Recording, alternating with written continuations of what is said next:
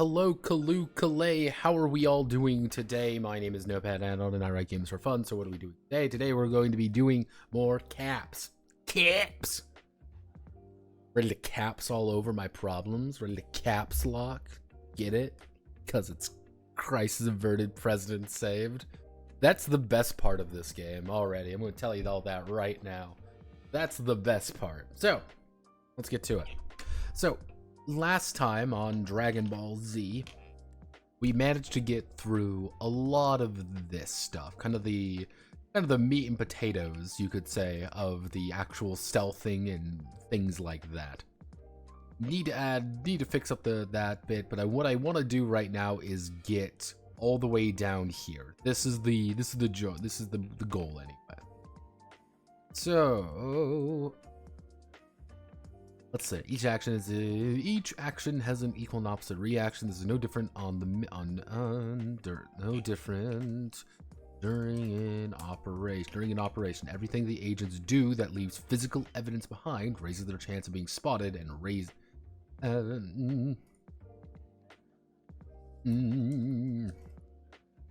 increasing their escalation. Evidence is left when something is not dealt with properly or hidden away.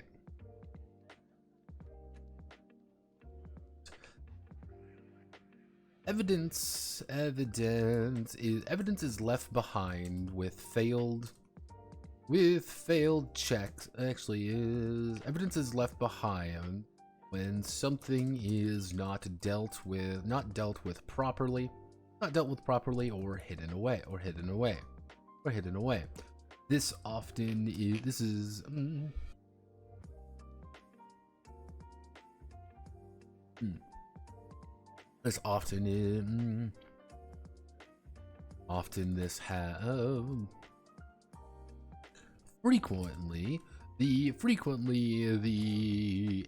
agents will perform checks that result.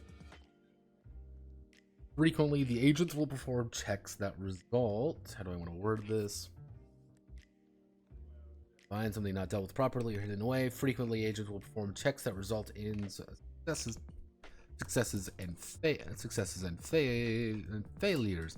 But both may leave behind evidence if they are not clear. If they are not cleared perfectly.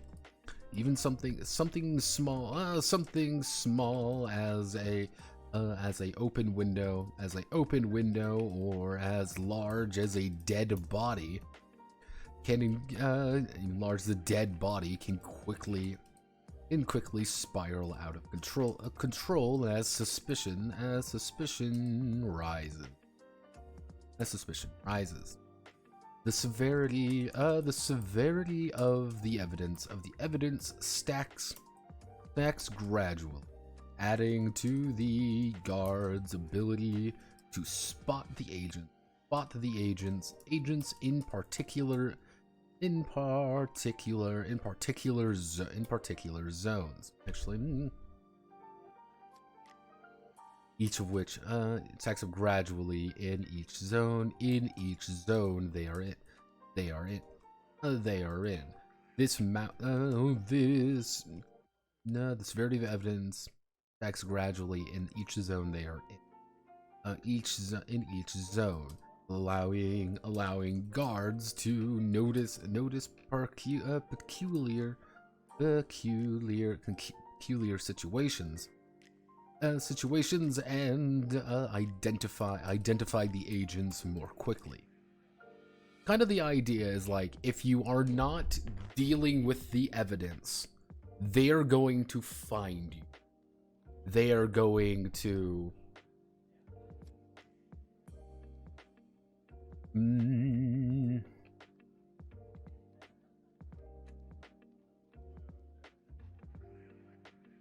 broken camera, or as large as a dead body.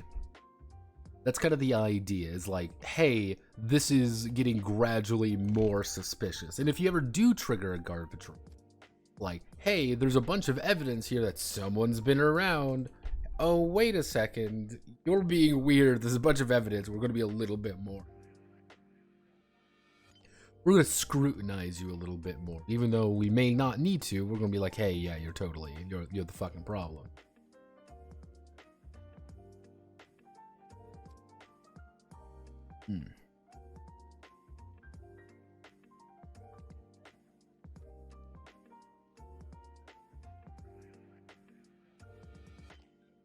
Everything is equal opposite reactions. That's all it is. Equal and opposite reaction. Someone's posting cringe. Which is to say, my friend is sending me pornography. Yes, my friend is sending me hardcore pornography, because that's what he does. Why? I don't fucking know. He just does, and I don't question it. Wow, thanks, world. Wowie zowie. Let's see, so... we're gonna do 5. That, this, bring this by 2. Minor D4. That's how I actually...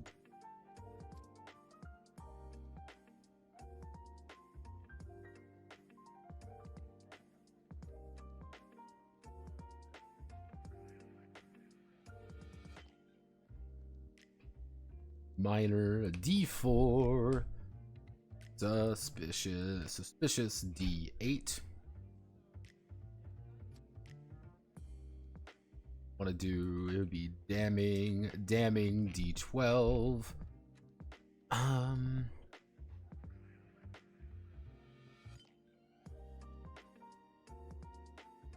Guess we can add critical.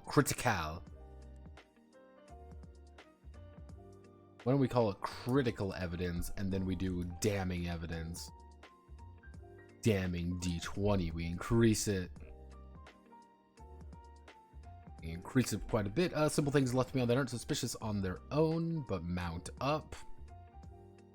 It's kind of like the idea of like, hey, this isn't weird necessarily. This isn't weird by itself, but it's like, this is a little bit strange that it's here.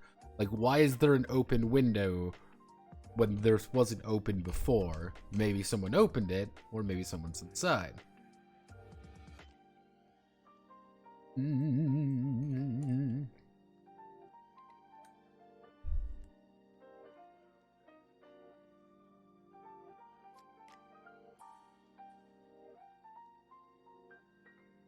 We're gonna have to change the name of critical evidence a bit, but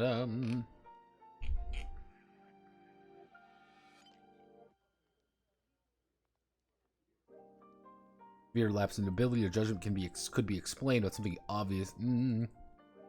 Severe lapses in judgment can be explained. Some obviously not right and cannot be taken lightly.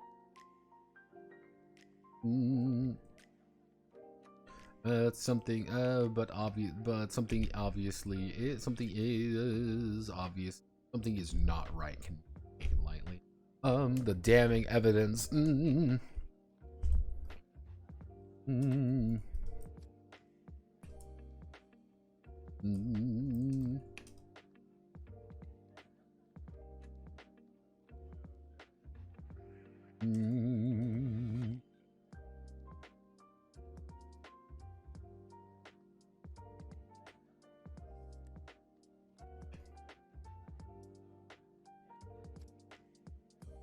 Let's see. All fingers point towards something or some tampering with the zone.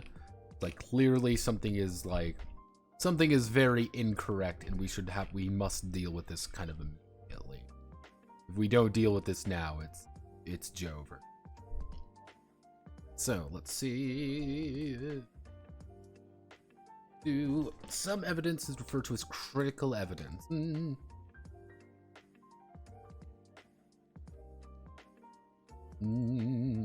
How do I want to word this? Critical synonym.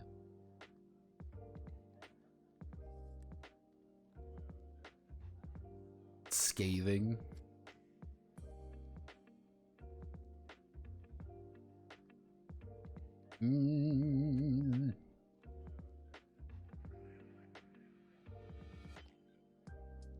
Let's see.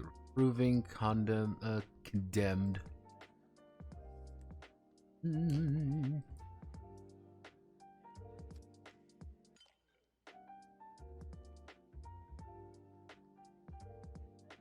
Or evidence does not increase the guard's chance of finding the agent, but it immediately raised the escalation by two states. Actually immediately raises the escalation state by 2.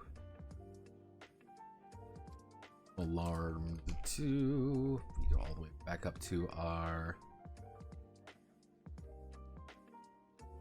we'll go suspicious to alarmed.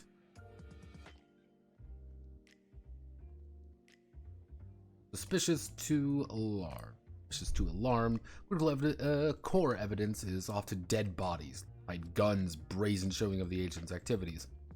This also caused the VIPs to be quickly the entire locale. The entire locale goes into lockdown. As the VIPs are ushered away. And guard and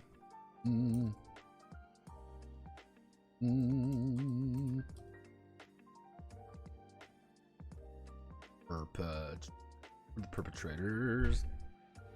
If core evidence is found during the alarmed or hunting phase, it immediately raises to engaged and will not fall until the mission is over. Or the agents are terminated. Doing dumb stuff. Gunning down civilians in broad daylight is not a good idea.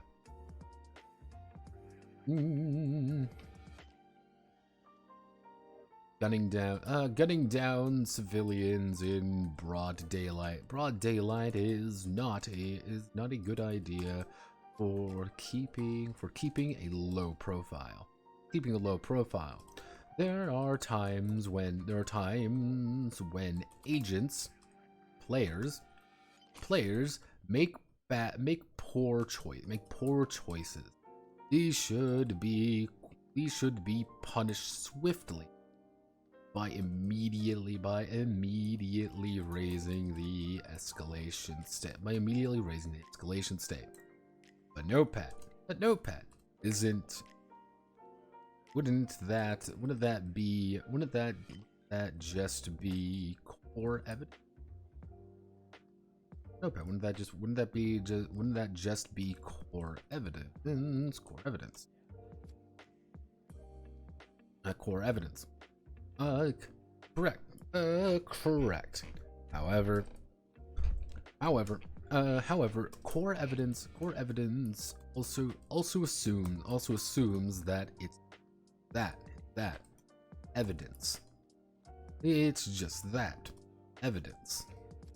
If the agents are gunning down partygoers without a second thought, then it will immediately escalate to the hunting phase. So this would be the hunting phase. Engaged phase. Let's see, it will immediately escalate to the engaged phase. If someone sees the agents being psychopaths, and they don't stop them, then the world will react equally to their action. Will react equally to their actions. There we go. That's kind of the idea of this. Like, if you act like a belligerent psychopath, you're going to end up in a situation where you're being treated as a belligerent psychopath and getting immediately just gunned down because, hey.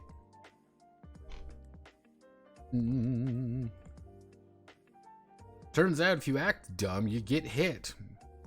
On a scale to yes to no, how gay is it? Good Agarabaking? I don't know what that means,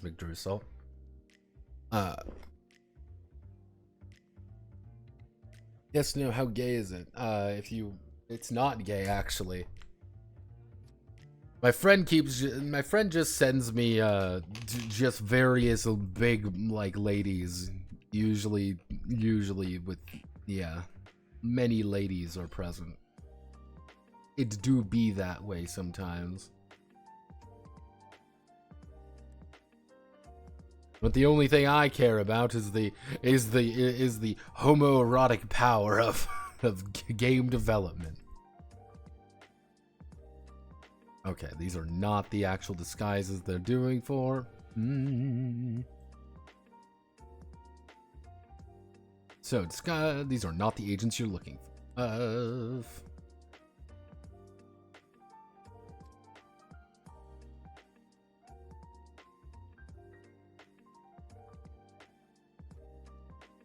Beneath the cover of silk, disguises. Disguises are a tried and true method of dealing with infiltration. Infiltration mission. Disguises.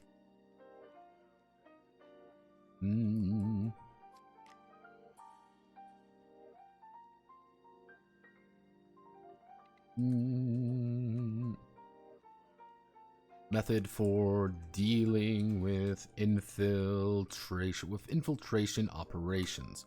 When the allowing the agents to secure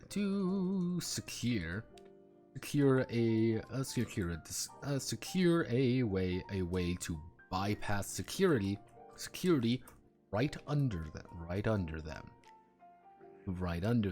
Disguises. Disguises can be anything. From appropriate civilians mimicking high value, mimicking VIPs, and even impersonating guards to fool others. To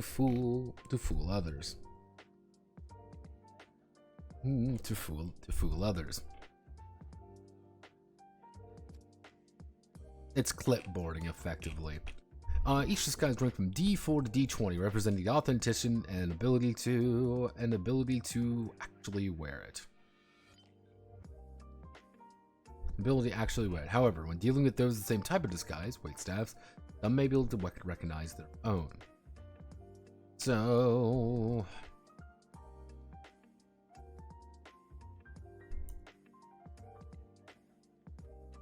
each time tick, an agent stays in a zone with members of the disguise, or where the disguise is inappropriate. The rank of the disguise, the value of the disguise drops. Drops by one step.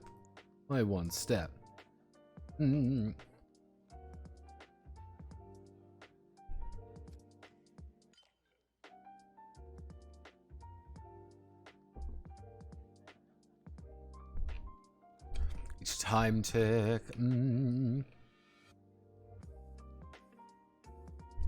Certain disguises and situations require the agent to, quote, play along with their assumed identity. Taking time or resources, taking time away from the objective properly. It's kind of like in fucking Hitman, where you can just do an entire thing where you discover like a fucking, like, there's actually like a murder mystery going on and you just need to assassinate one random guy there. What about I'm wasted and late for work disguise? That's not really a good disguise. Be probably a good way of getting past some people. But hey, that's something you have to role play. Because role playing is the magical spice to the whole thing. Let's see. The agent play along with their assumed identity, taking time away from the objective. However, doing this may prevent the disguise from becoming compromised as the security staff begin wondering where Ted is, where Ted is.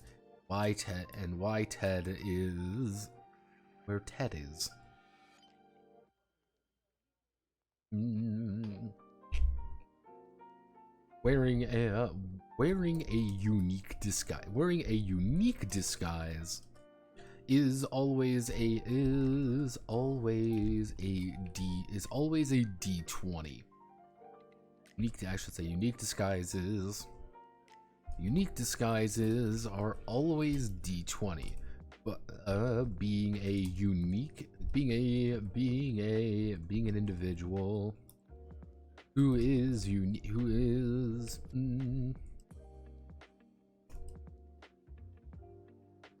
unique disguises are always D20. Individual who unique to themselves and unable to be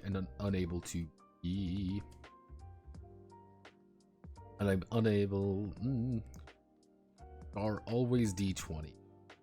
These could be never seen model. These could be models, important figures, or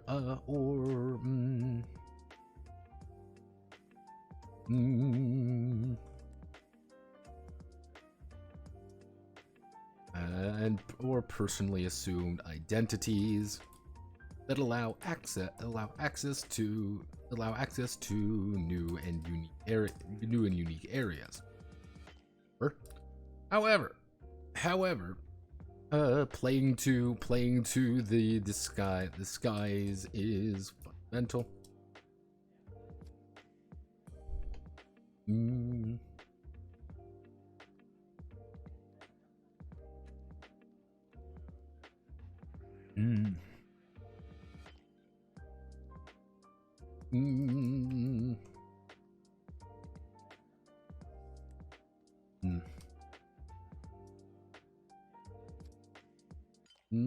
Let's see.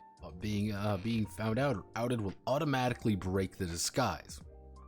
So study the target closely, and mimic who they are. Study the target closely and mimic who they are. Kind of the idea being like, if you want to impersonate a model, then you're going to have to know how to be a model. You can go a lot of different places at the fashion show. The problem being, you can go a lot of different places at the fashion show, even if you try to, like, say you don't know something or what you're wearing, then yeah, it's gonna be like, wait a second, you're not a fucking model, get out of here. Who the fuck are you?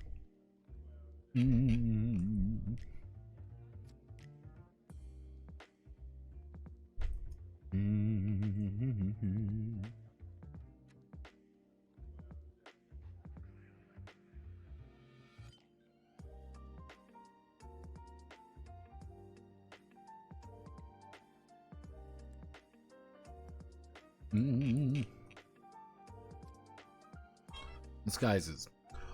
During operations, the agent may rely on less than sophisticated or conventional disguises to hide themselves. These can be anything from impersonating a mannequin,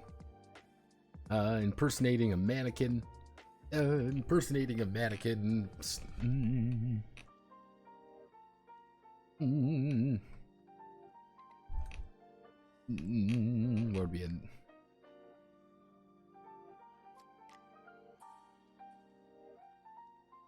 These could be anything from impersonating a mannequin, being dead, playing dead, or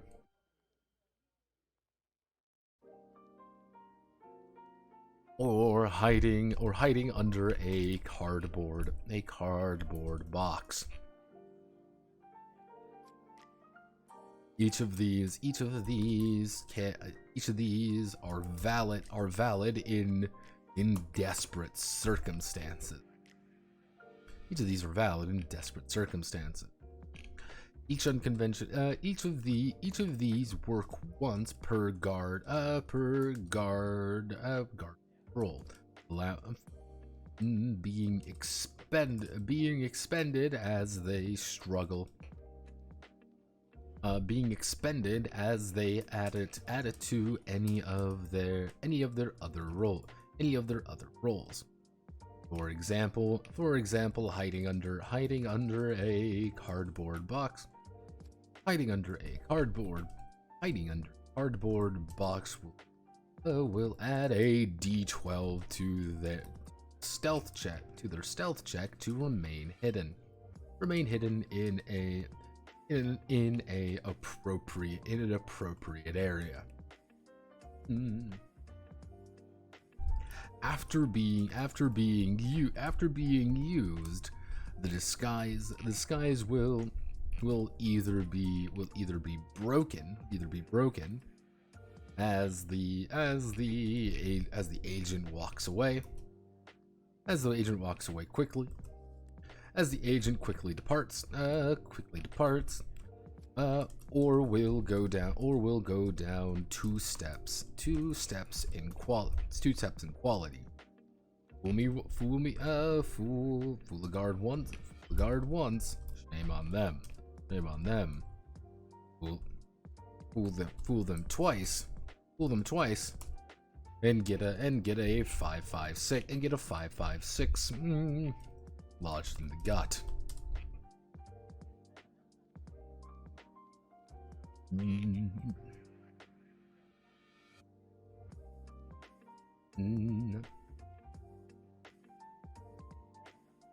We add an image right there. We can add an image right there, and then we're going to talk about. We can do some martini stuff. MGS3 fake death pill.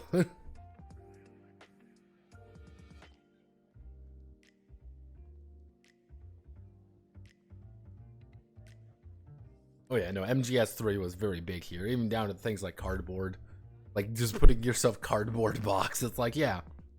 That's where the martini and whiskey of this section is going to be kind of be more along the line of like, hey, understand that you can and will be, discovered possibly. So, hey, take a note of that. You can't just be under a cardboard box the entire time.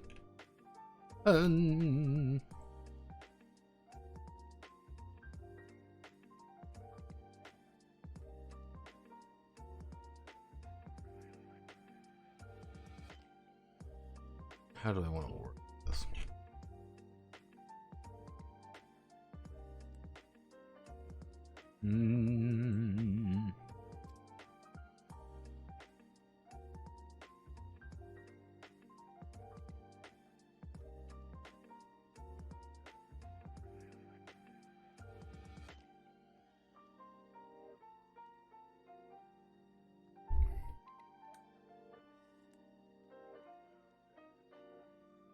Assassinate. Contain. Plant.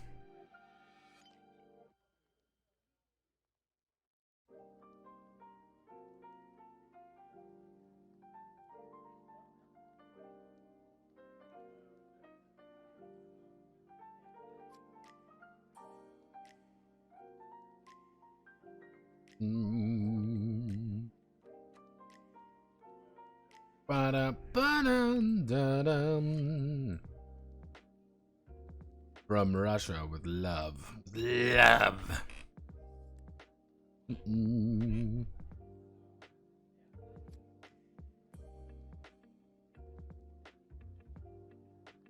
Secure, contain, protect. I'm still not a big SCP fan. People keep saying like, "Oh man, SCP is so great and wonderful." I don't get SCP. I don't think I ever will quite get SCP. I just find it very dull. Da, da, da, da, da, da. The target is currently under threat or being threatened. Under threat during a mission. The goal is to protect them and guarantee their exfiltration at the end of the assignment. If things go south, their life is more important than yours. The mission's goal is to plant evidence or a dead drop in a location to further the interest in the area. This means sneaking in, planting evidence, and leaving with a quickness. Leaving with a quickness. Every objective and operation is different. Certain objectives may require a certain escalation state to not be reached. Certain escalation state to not be reached. Others may force the agents into spiking it to complete the job. Regardless of the outcome, the objective is priority and should be the focus of the operation. But side objectives may also appear. Side objectives may also be required by the agency by Midnight 13. May also appear. Side objectives may also appear that force the agents off their intended goals.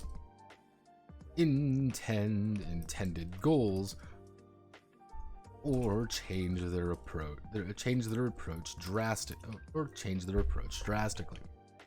Once the objective is complete,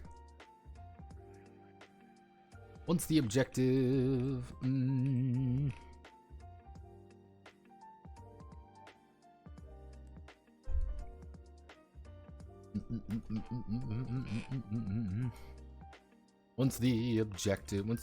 is complete, rendered impossible to complete, the agents must exfiltrate. This is the process of leaving the area and getting to an extraction point. There are two methods of resolving exfiltration. Exfiltration. Quiet and loud. Quiet exfiltrations. Quiet method. The quiet method is the agents saying their goodbyes and walking out of the locale without any hassle. If the escalation state is below alarmed, nothing can stop them as long as they are not in a compromise situation.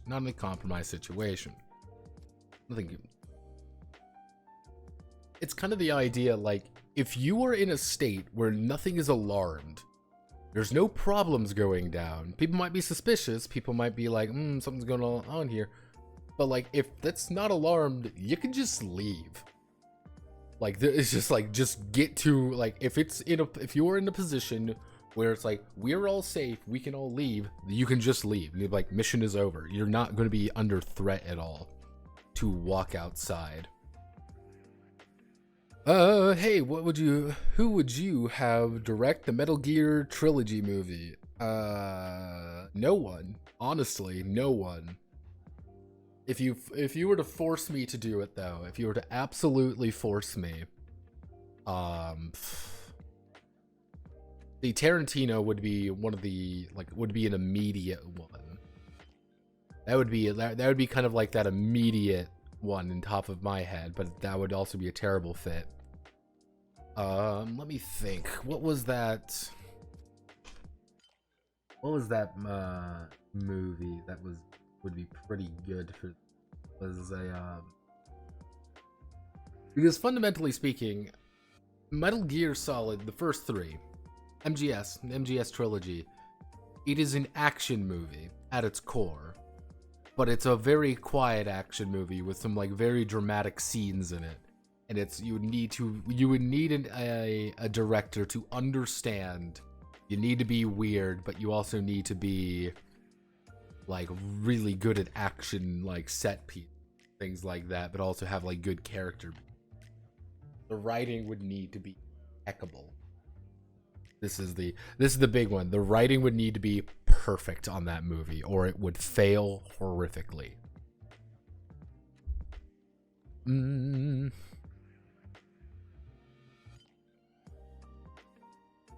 trying to think of like who would be a good director.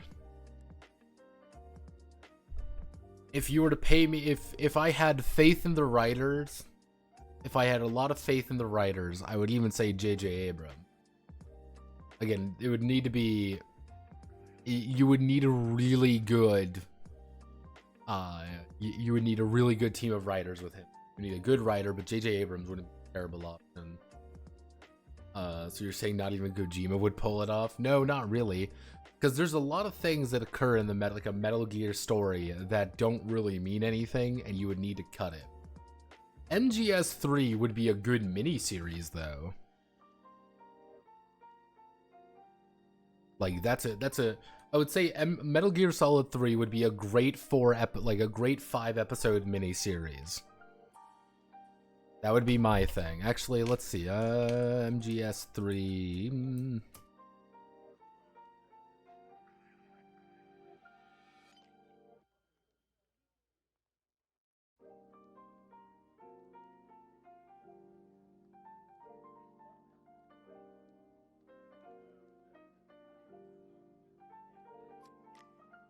Yeah, because what you would need to do if you really want to do it, what it would be, personally, it would be, you would do 8 episodes. Actually, you could probably do it in 7 episodes, because you would have to probably cut out the Shagahad fight. But it would be about 7-8 episodes, and it would literally be it's Snake fighting every single one of the, one of the bosses. That would be the thing. But yeah, no, I would say Tarantino, if he had a really good writing, like, you need a good writing staff. If you would be, if you want to get really surreal with things,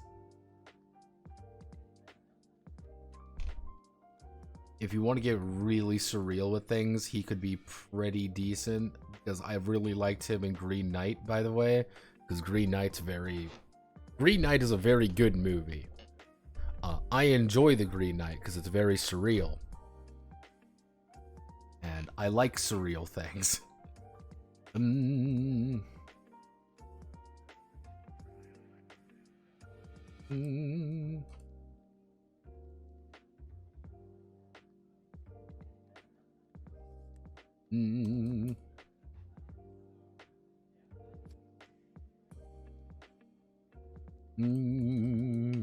Let's see. Going loud.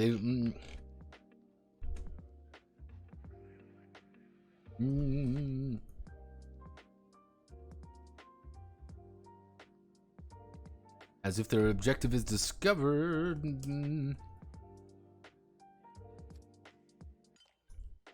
The escalation state increases by 1 step every tick. Every time tick. Should it result? Should the exfiltration be compromised, compromise. They may need to do a chase. They may need to do a chase, making opposed rolls. Making opposed rolls to escape from the location. Escape from the locale. By any means necessary. Yep.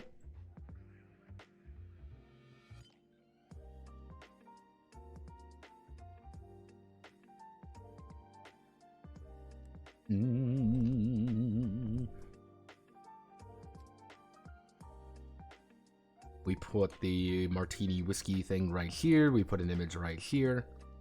All right.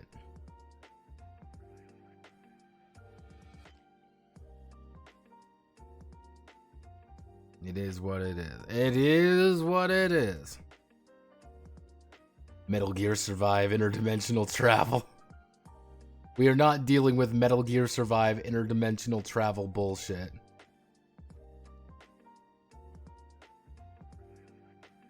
That is the absolute last thing we need.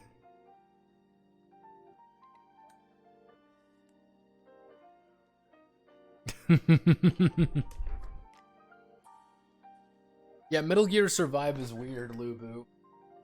Metal Gear Survive is a weird game.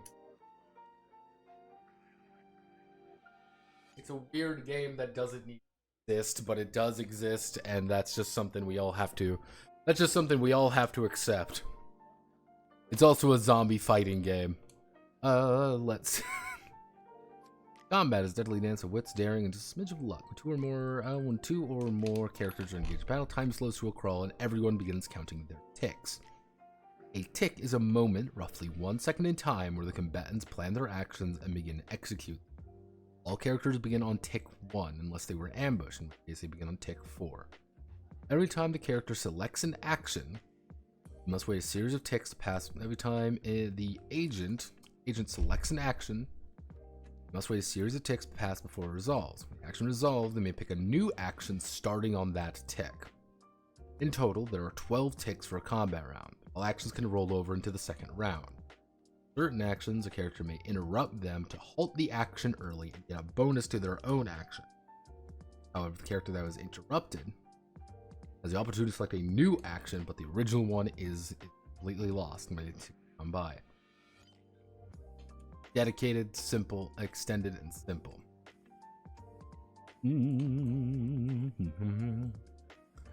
Whoa, whoa. Wow. Swouse.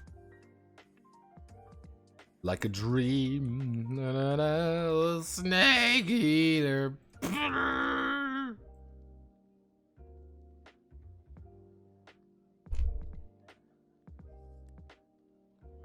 Do do do do do.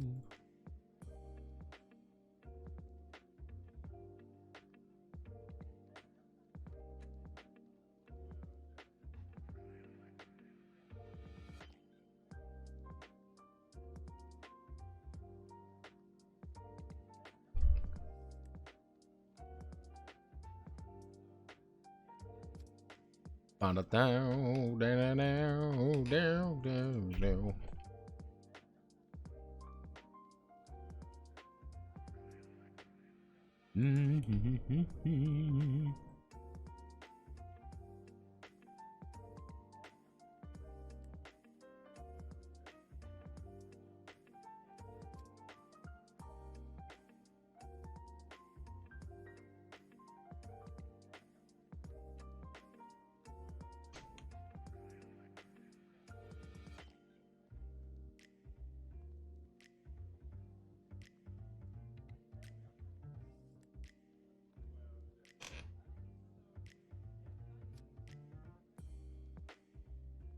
Oh, we got a Manly co-host. Okay, hello Manly. Welcome back to the fold, Metal Gear Manly.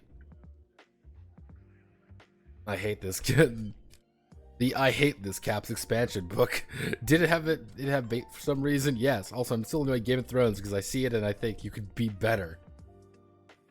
Okay, but where are the unfitting and unnecessary survival? Why aren't you modern gaming joke? Yeah, no, the thing is, Metal Gear Survive was just kind of a convoluted mess after Kojima was, quote, after Kojima left, end quote. Though it was more he kind of got forced out, or for a variety of reasons.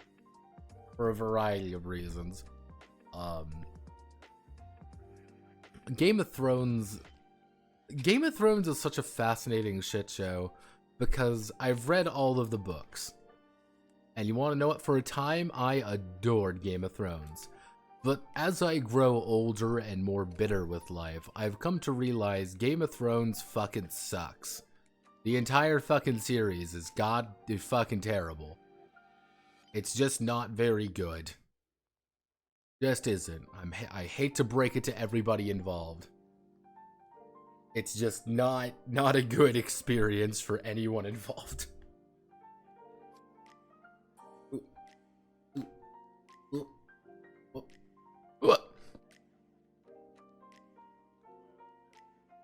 And it's not a good experience for anybody involved because it's like, it's weird to. Oh, I got. Ooh, right there. I can do this.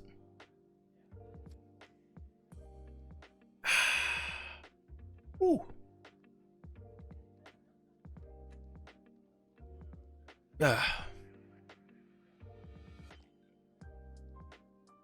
Good time. There we go.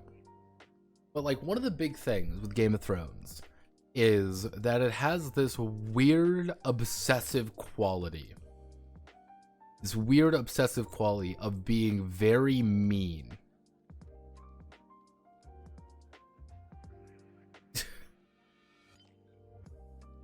And it's not like it's funny, it's just being very annoying.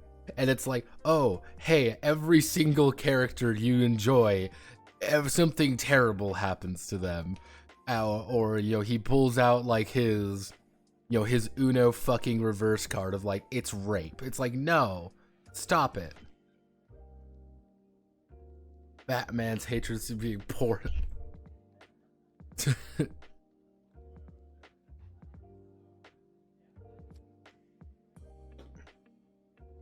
Cruelty for the sake of shock value. Yeah, I thought it was the fat man's hatred of the series being poured into the series.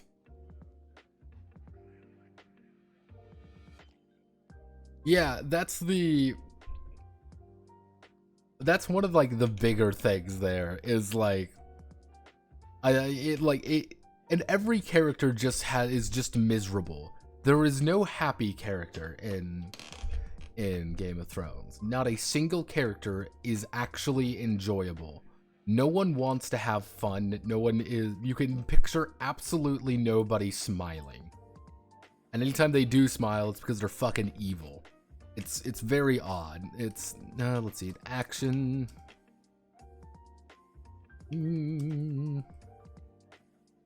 Is that in?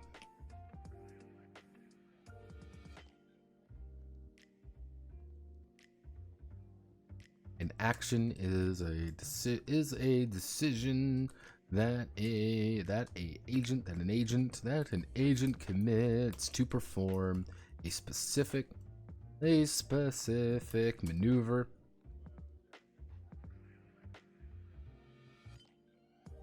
Commits to, let's see, an action is a decision that the agent commits to for a series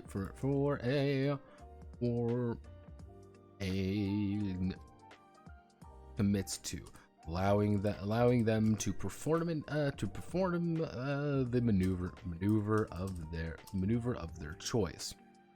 When an agent commits to an action, unless they are interrupted, they cannot stop the action once it begins.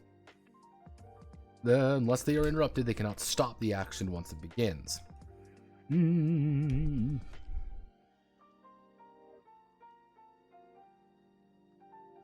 an agent commits to action unless they cannot stop the action once it begins.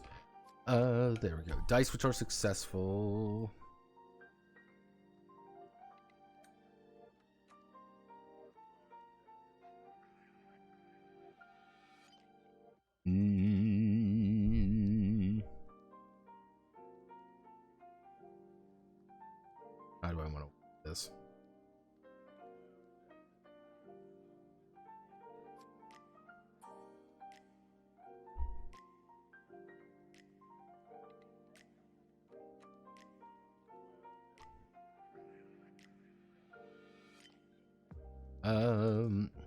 When calculating damage or effects during tick combat, the agent will need to count the number of successes. They have scored for every die above the value of their opponent of their target. Every die above the value of their target's die,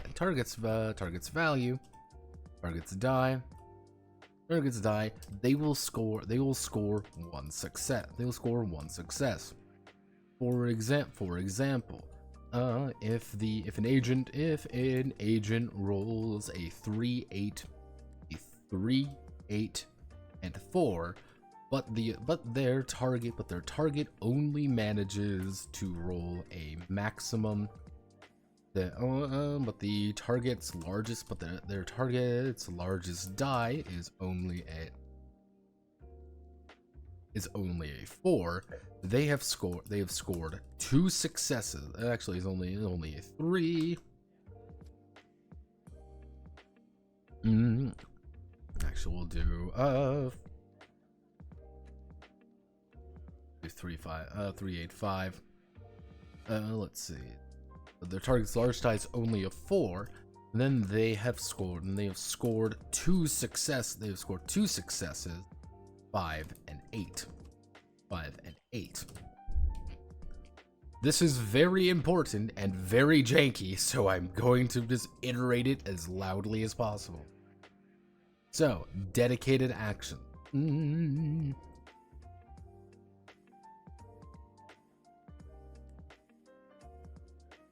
Each action will have their interruption die next to it. Signifying the advantage a character who interrupts. Signifying the advantage a character who interrupts the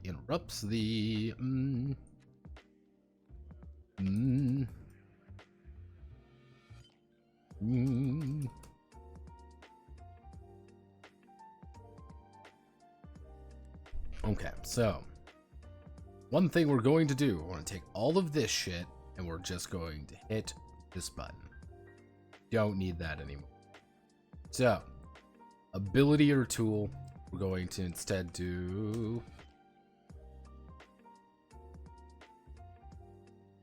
ability, or we're going to be doing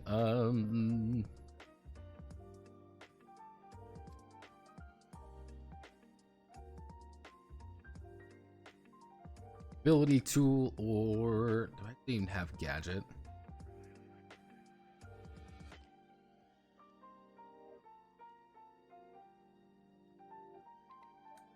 Gadget, variable interruption die. The character the agent uses one of their perk abilities, equipment, or gadgets during the encounter, resolving the number of ticks. Number of ticks it dictates, as well as resolve its effects. Close quarters combat. EQC. The agent launches into a flurry of punches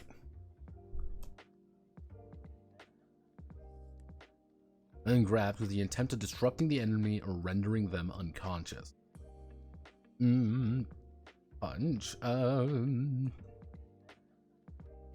Punch, kick, grab.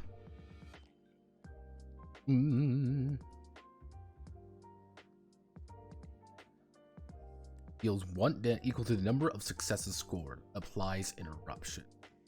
When blunt damage equal to the number.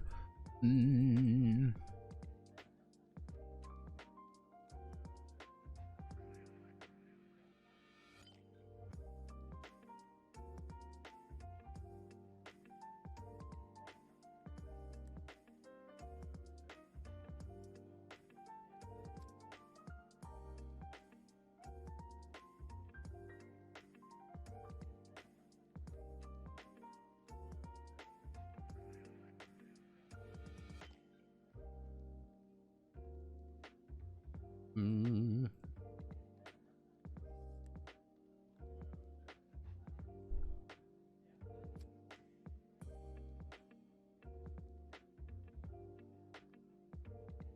Mm.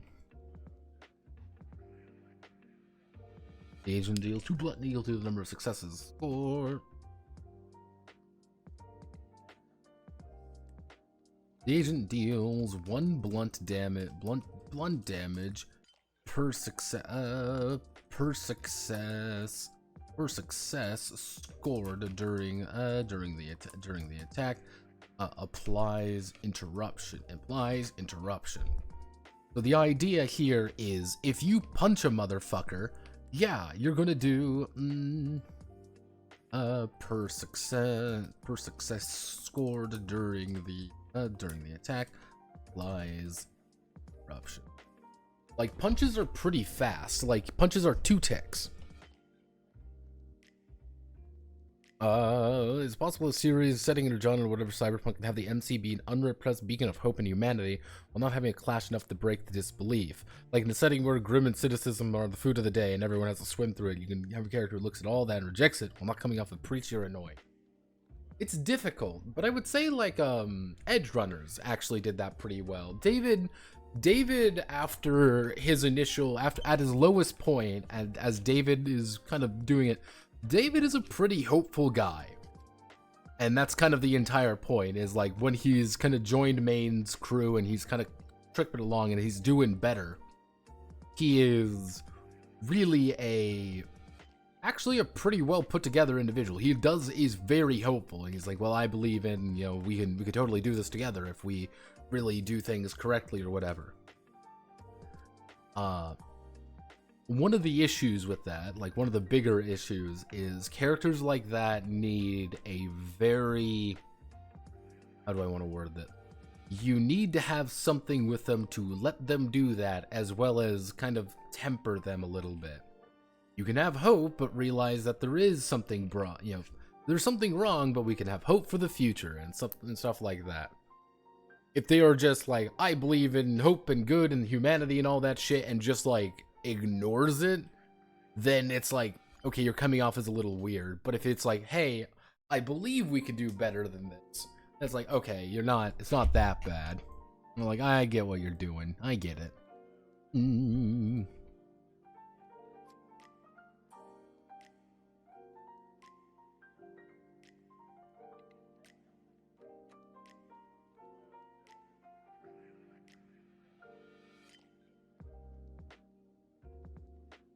I don't know why it's this button in particular creating a W. I don't know what the crossed W is. That's a new one. Because what it is the slash key. So it's like, let's see, like this, normally it's the other one. For some reason it's doing the W with the cross through it. I don't know why. Okay, so we're gonna put firearms back here. So we're going to do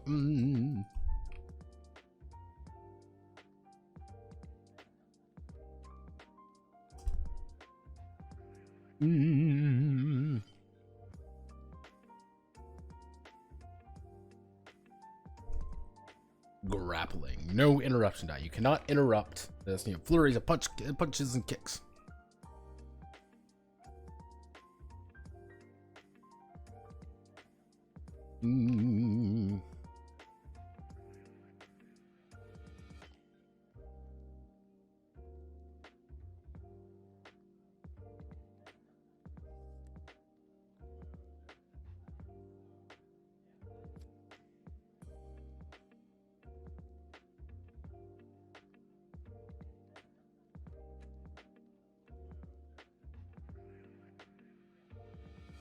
Yeah, the big advantage of headbutting someone is that it's slightly faster. You can do more damage. So if you are pretty good about it, you can actually time it to be like, hey, I'm going to do a shit ton of damage. I can knock someone out real fast. I'm just going to hurt myself a little bit because I just slammed my face into you, being like, fuck you.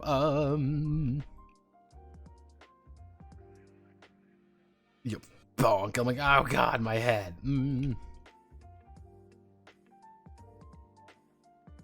Oh. So, yeah,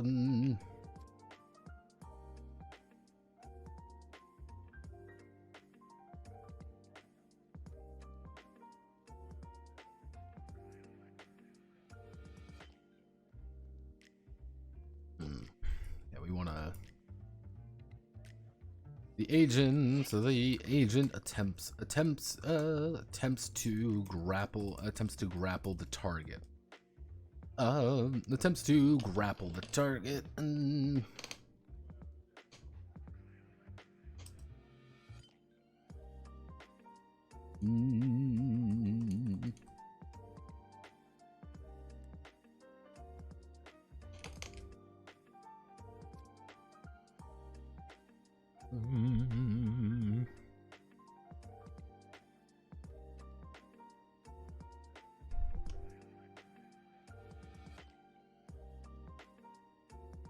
Comes to grab the target after 3 ticks. Both roll. The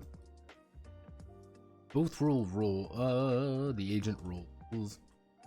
Agent rolls a oppose combat plus athleticism.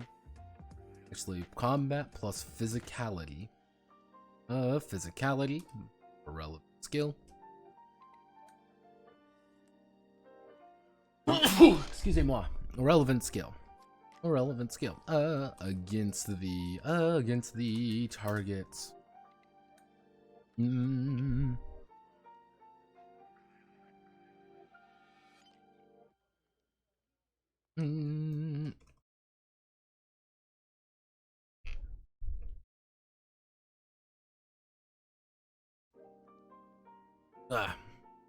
I got something in my eye. Oh no! Oh no, fitting, but if there's a story time of a fisherman who became beacon of good in the grim dark world, killing a dark guy. He takes godhood and makes the world better in the process. Come just story pop into my head. Again, the goal really is to make a character like that. You need to make a character who has been somewhat hardened to it and came out better for it. That's kind of the idea. It's like, hey, I've been at my lowest, but I've risen to my best. It's not someone who is at their peak and then suddenly starts moralizing at everybody. That's the hard part. You need an arc to get there, and getting that arc is very difficult. Against a similar ability or their nanomachines.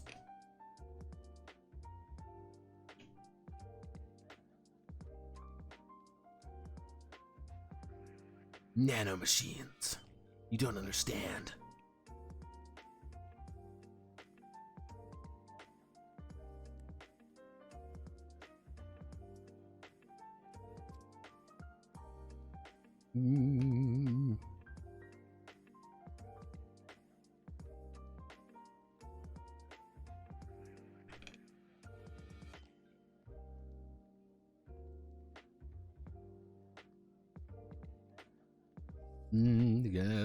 Target similar ability or the guard's ability. Similar or the guard's ability.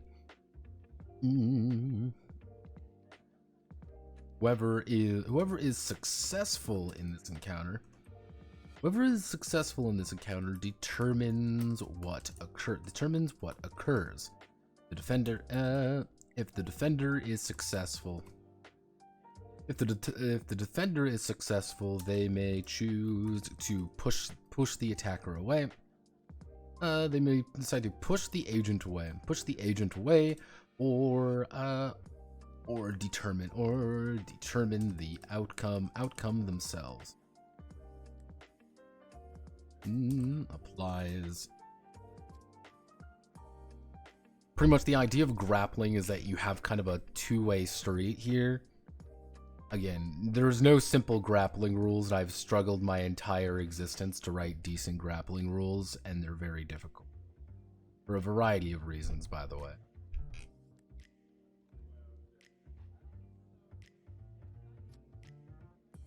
Oh, that's not it. No.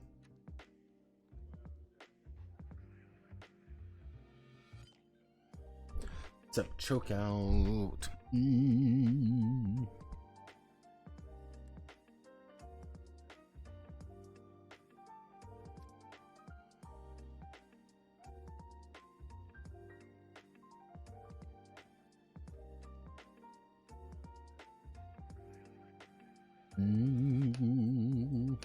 Every 2 ticks, the target. Let's see. Even begins choke target into unconsciousness, ending any action.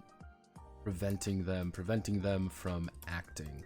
Every 2 ticks, the target may attempt to break out of the hold.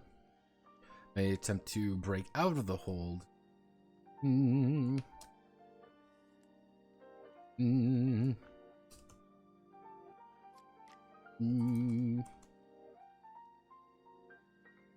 With the same grapple roll, but the agent earns a increasing. What did I end up calling it? I know I called it something because I'm me. The superiority.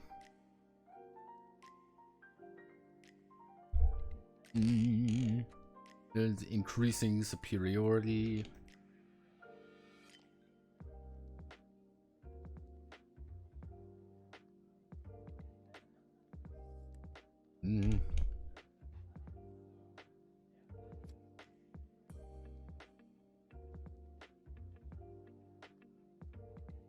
This is the big thing right here. For quite literally 15 ticks, you are helpless. For 12 of those ticks, you can at least help someone else. Ow, the edge, the GM and the player are doing, rape, murder, thievery, torture, all common things. I remember the guy mentioned something, a person asking to help to save his sister getting raped. It was bait to jump him in an alley.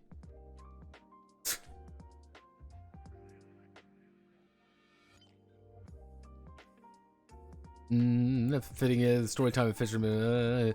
Why grappling rule? What it was story of a game. We're taking the ow, the edge.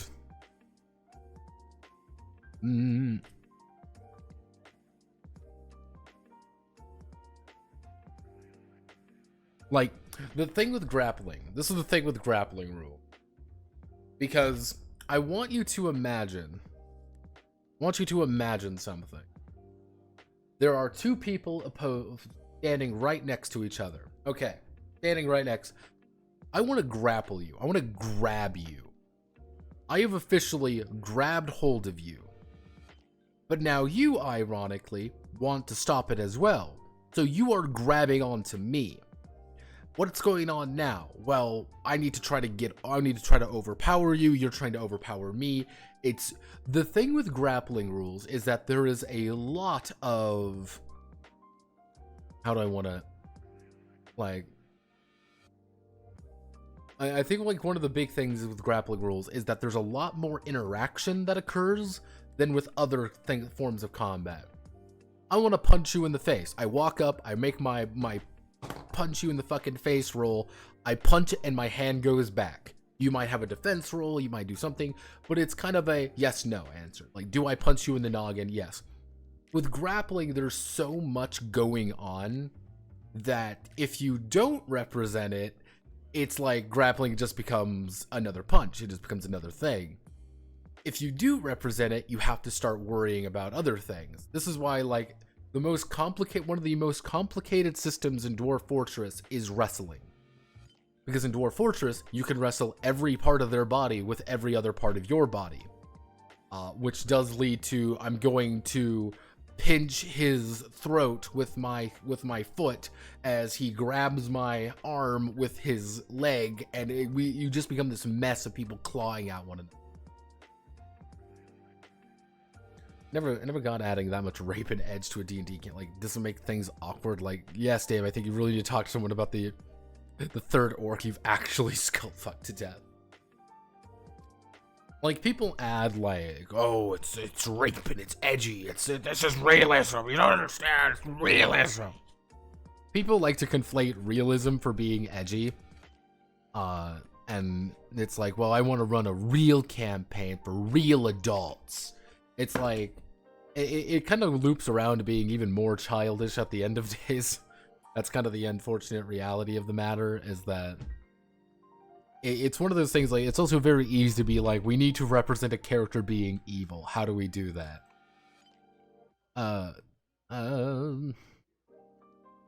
We just have him do something, you know, universally terrible. Punch beats the target senseless. They take the agent restrains the target. They are unable to use any equipment or move, but the agent can no longer use equipment.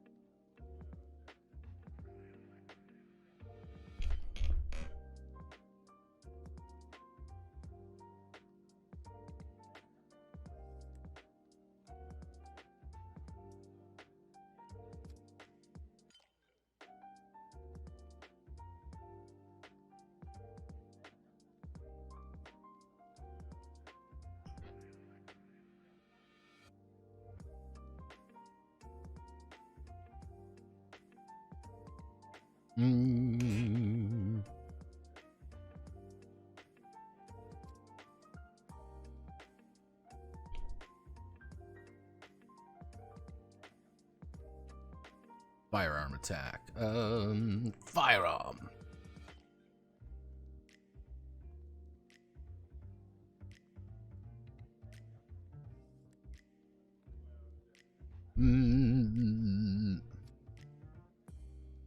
Character, the agent makes an attack with a currently held firearm. Damage is mitigated by wearing body armor or other protective gear.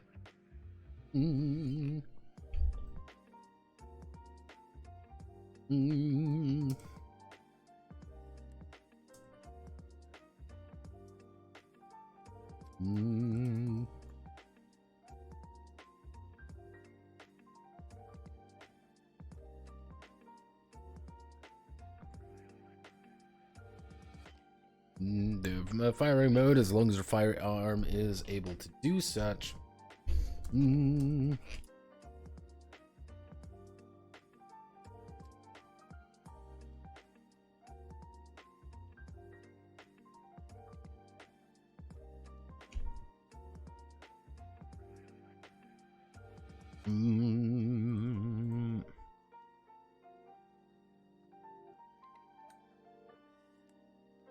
Oh, didn't mean to do that. I don't know why I keep hitting Control I. Control Shift. The single shot. So the agent shoots a single shot from their weapon to increase accuracy and ability. Adds a second firearm skill die to their roll. The agent adds a second firearm skill die to their roll. Let's add a small burst from their weapon. They deal damage equal to the number.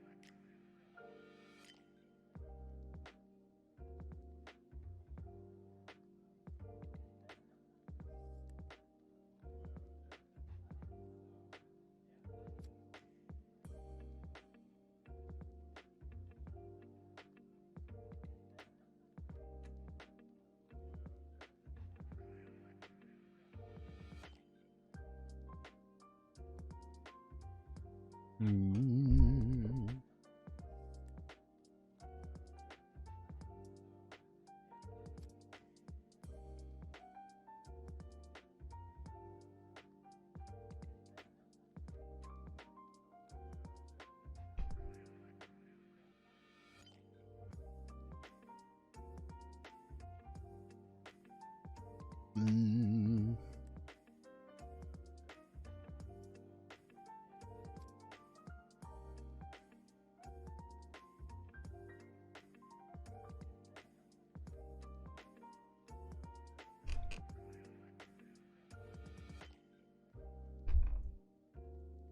It's a small burst from the weapon.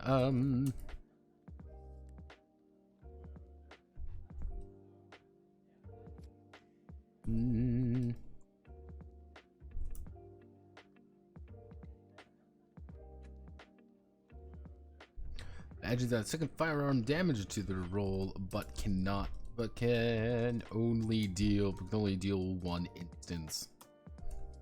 Only one instance damage. It's a lot easier to hit. The big thing is it's a lot easier to hit with single shot, but you're going to be able to do a lot more damage with burst fire. Hold down the trigger and pray. They deal damage equal to the number of...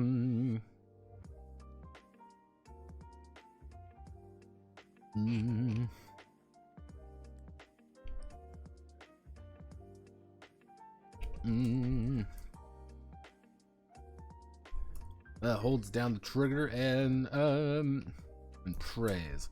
They deal extra damage equal to double. They deal firearm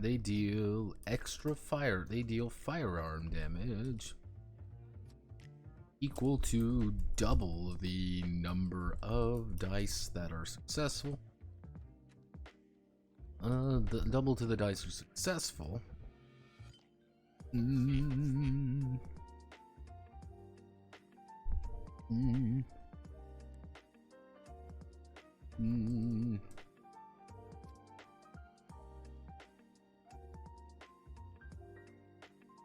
may target a number of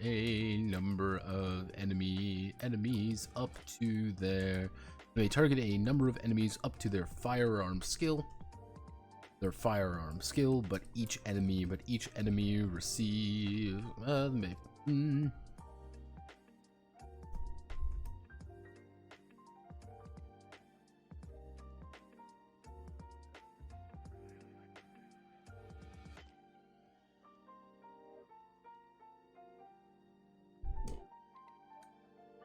not perfect, but no.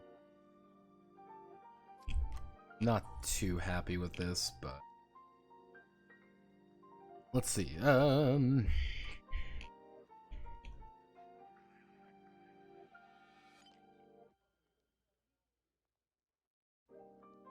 So melee weapon attack. Character attacks with the currently held weapon. Damage is mitigated by wearing body armor. The agent makes an attack with a currently held weapon. With a currently held.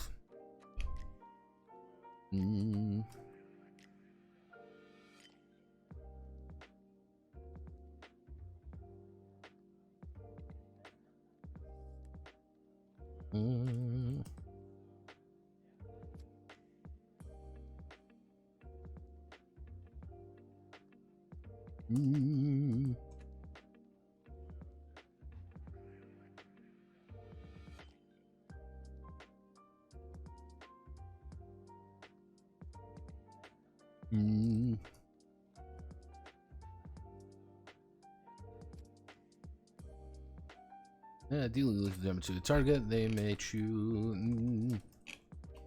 Let's see. The agent may choose to focus their melee attack to one of the following, conferring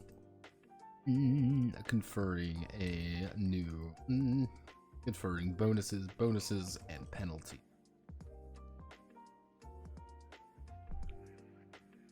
And then we do big swing and vital stab.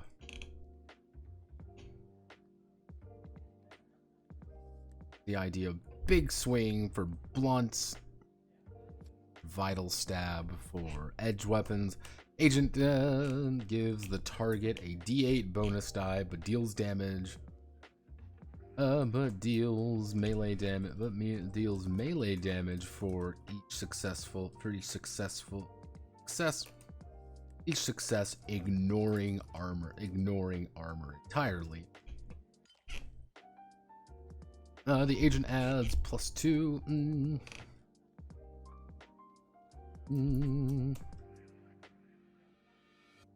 Ticks to their attack, but doubles the damage, the melee damage of the weapon. It doubles the melee damage of the weapon.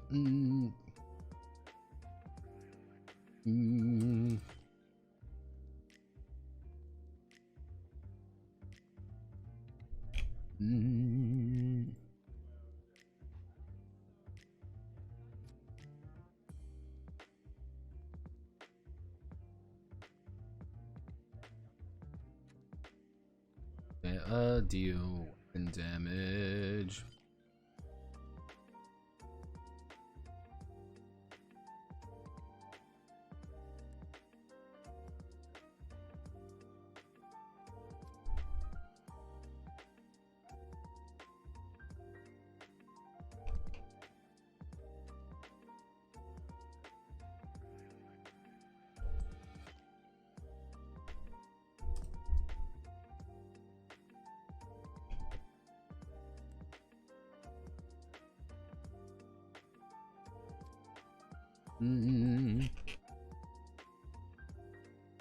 Not have a tick value. Do not have a tick value.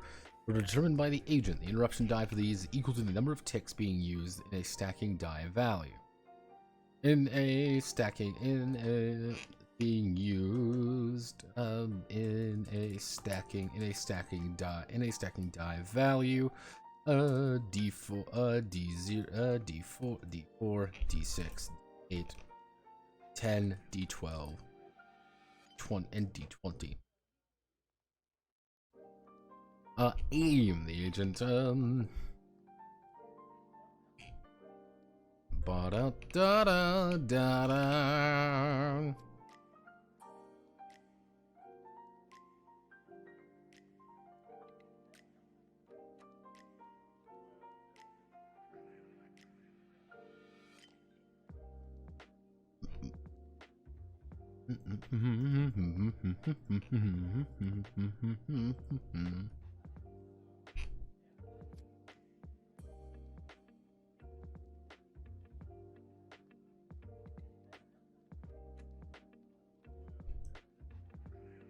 So let's see. The agent holds for a number of ticks as they study their aim.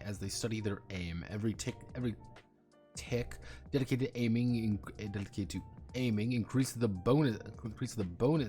The superiority die to their next firearm attack. Certain weapons have a capped amount to be able to be aimed. The agent goes on the defensive in a fight, gaining a superiority die. Superiority die to resist melee attacks, any melee attack or CQC attempt. Interruptions applies if they are attacks from a distance.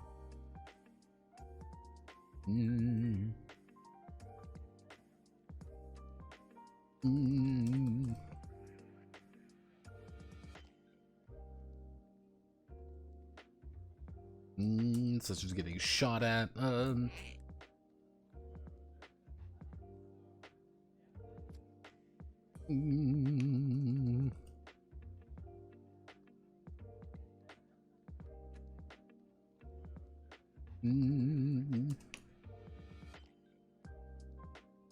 We'll apply. Let's see the interruption die. Will be granted to their attacker. It's kind of the idea of like counter is I'm in a melee fight, someone is going to attack me, I'm going to deliberately try to block a little bit here, and you're getting yeah, so it's like I'm gonna go on the defensive for 5 ticks. I have I gain a superiority die, and any melee or CQC attempt coming at me. However, the problem is if someone just pulls a gun on me, they're just gonna shoot me. Real campaign for real adults, shaking his hand vigorously on the table as they go about it. Now you're remind me of the grim darkness of grim dark 90s. Somebody screams in the background. Realism. God, I hate realism. I keep forgetting, but I remember now. What is this track called? It sounds familiar, but I can't place it. Well, this is this is Crony's lo-fi BGM. I've been playing this for like a year and a half now. Like, I just play Crony's background music. Has ever made a good Melee or Street Fighter or Tekken RPG? You mean I've made a good Street Fighter, Tekken, Tekken TTRPG? I've made a great one. How do you nerf Bard from being the everything class while still keeping it fun and able to support any and fight with and for the party? Well, do what Sword World did, Lubu, and make it a secondary class that no one gives a shit about. Generally speaking, one of the issues with the Bard is the Bard is a class that's supposed to be a supporty class. They are supposed to be, you sit in the back, you strum your lute, everyone gets bonuses. Everyone is happy as they get their bonuses.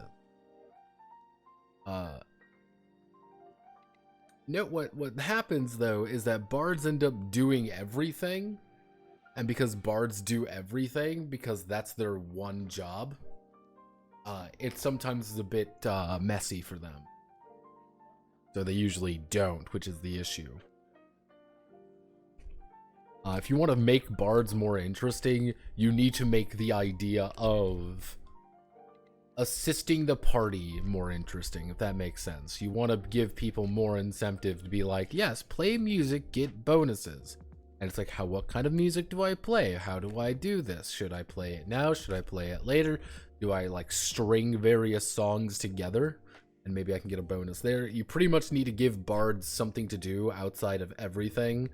But what they have been given is everything, because D&D has, D&D, traditional D&D bard literally just have spells, because that's the only way they can actually make them feel unique and give them something to do. It goes to defensive, gains a... We can actually cut that. I'm going to keep this note because we need to change we need to take the SD system. We need to change that pretty drastically. Simple acts. Take a single tick and do not trigger interruptions. Change position.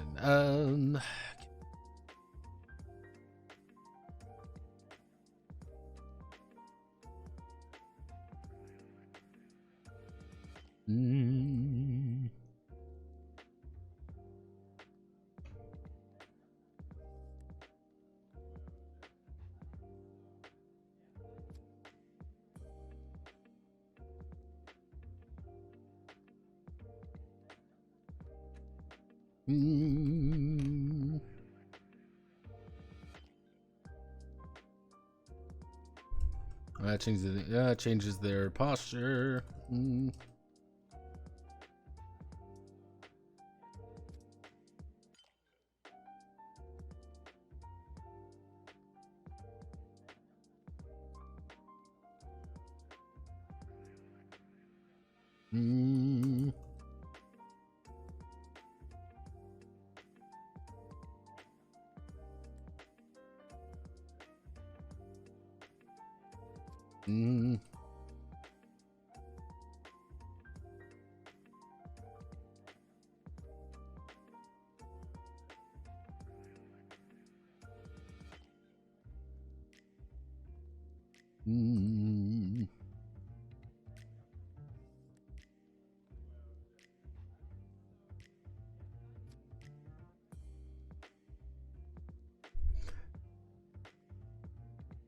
Yeah, this is my little bit of an autism move here. It's like, yeah, you can go, anytime you're standing up, you're going to have to spend them all, but going down is a lot easier.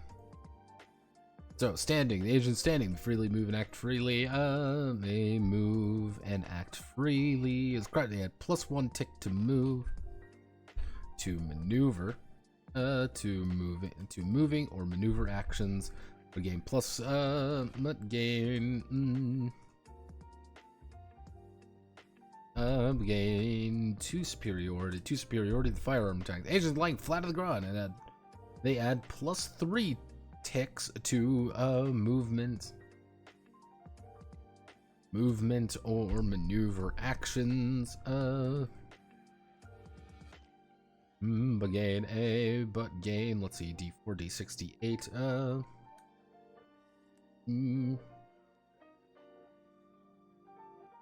Superiority, so for superiority, the firearm attack and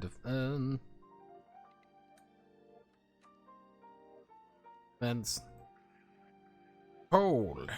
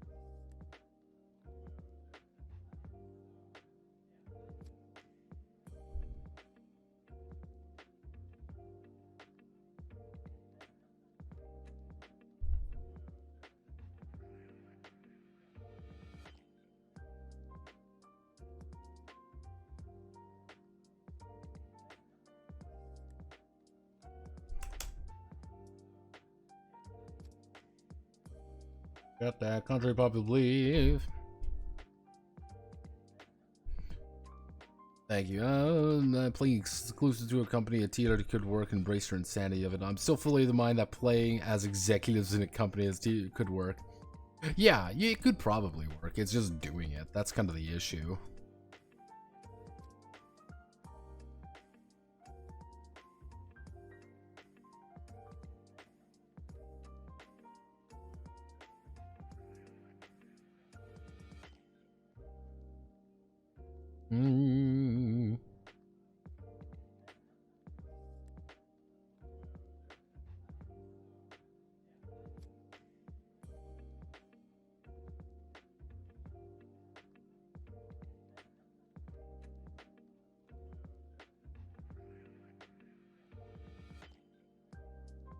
No, if I am very happy about anything, it does seem that people really do agree with me. People are slightly agreeing with me on the Scala Maleficarum video.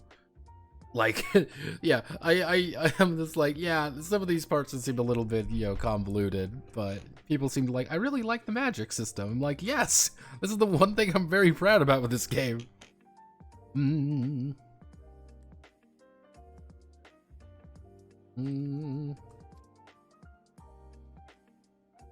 Agents are just as flesh and blood as everyone else.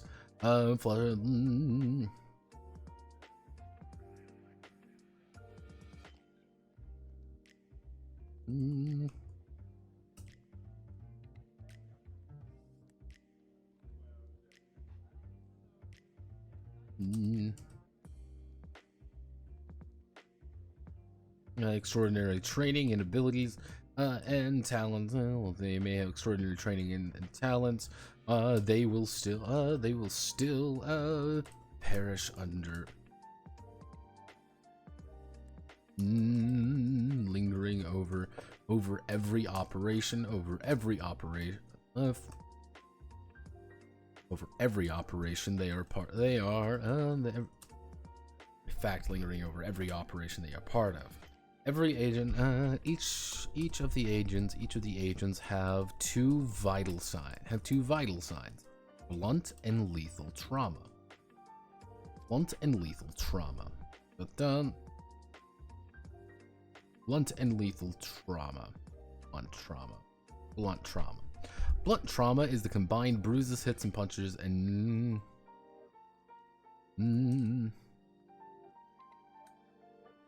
blunt trauma reflects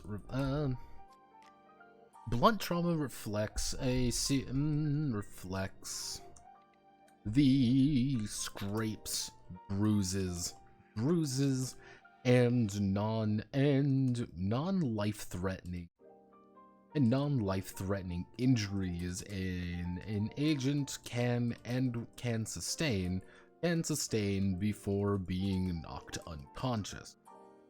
Before being knocked unconscious completely. Knocked unconscious completely. When blunt trauma reaches 0, they have been knocked out.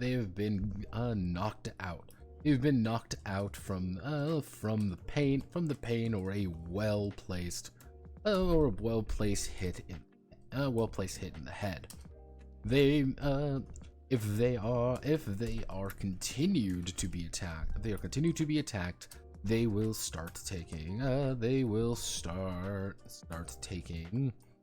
lethal trauma. They'll start taking lethal trauma. Every agent has 10 blunt trauma. Every agent has 10 blunt trauma.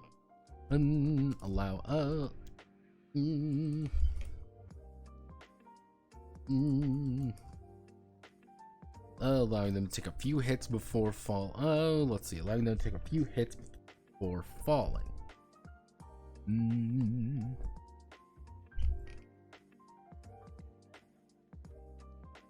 I don't think you should be heading 3. I think you normal text.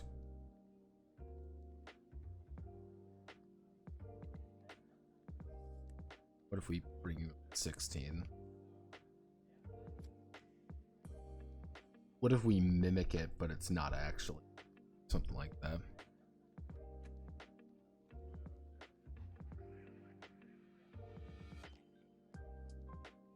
Lethal trauma. Lethal trauma is our flesh wounds, deep cuts and bullet wounds, and our flesh bloody stabs, deep cuts, and bullet wounds that knock the air out of the agent, and kicks in the adrenaline in their system. When an agent kicks in the adrenaline in their system, agents who reduce their lethal trauma to 0 are on death's door. Bleeding out as they struggle to fight on.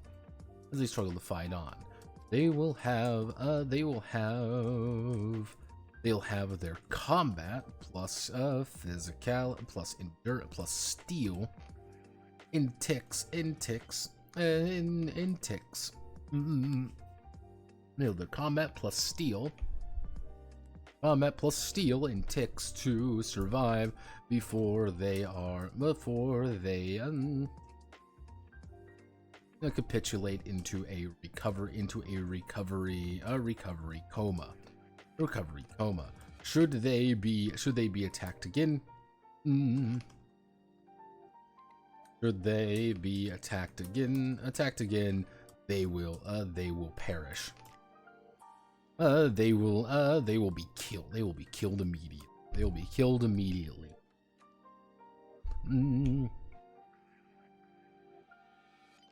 Every agent has 5 lethal trauma. 5 lethal trauma. While they may soak a single bullet wound, or a nasty cut.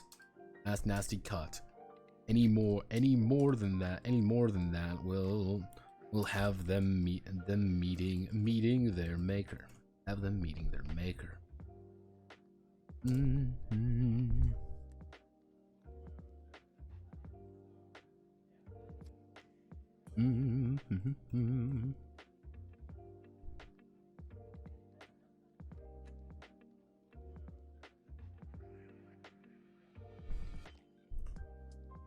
Recovery. Agents cannot agents take an entire agents cannot normal agents take after if a combat encounter if the agents are injured actually I should talk about, we're going to add wounds because I think wounds are appropriate. Wounds rather than just reducing trauma. Each agent will assign every attack, every piece of damage they take as a wound. These reflect reminders of pain they have sustained during the operation.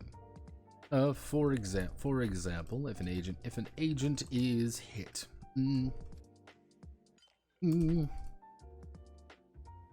is punched in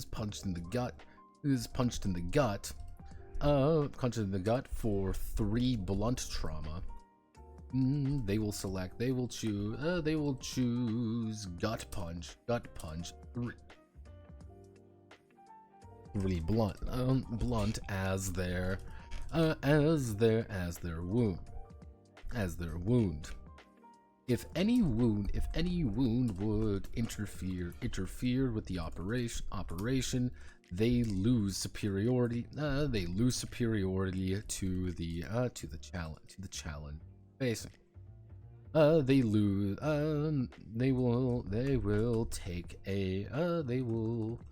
grant superiority to the opposing force. Opposing force.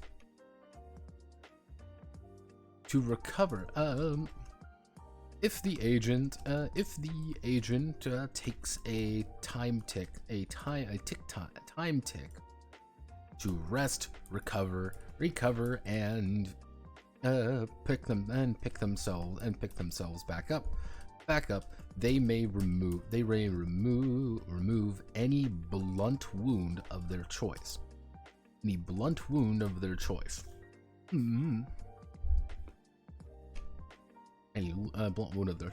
Lethal wounds will only be recovered at the end of an operation if they successfully exfiltrate. So it's kind of like, the idea is like, yeah, you have wounds and you're taking wounds. If you take too many wounds, you're not going to get back up, kind of thing.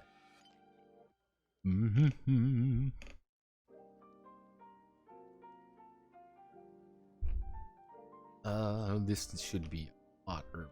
So we're going to put this.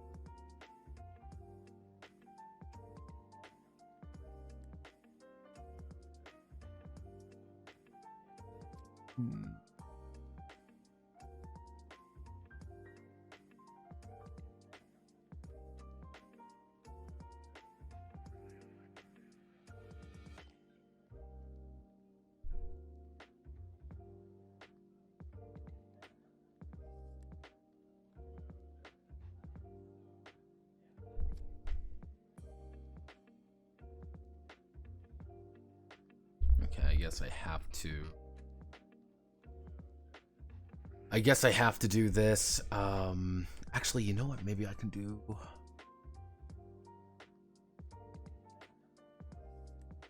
Me a little bit janky, but I might be able to do this.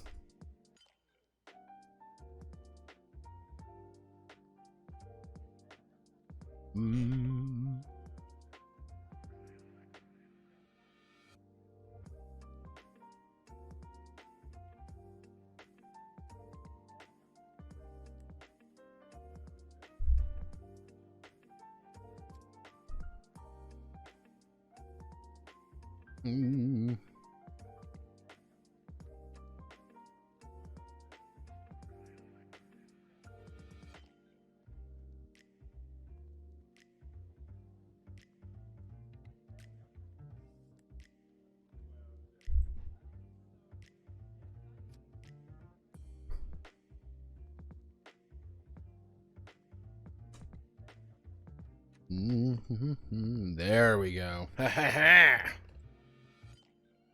we are.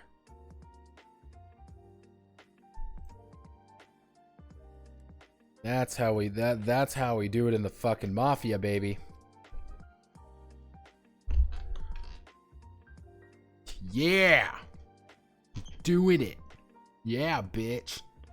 Can we fit everything?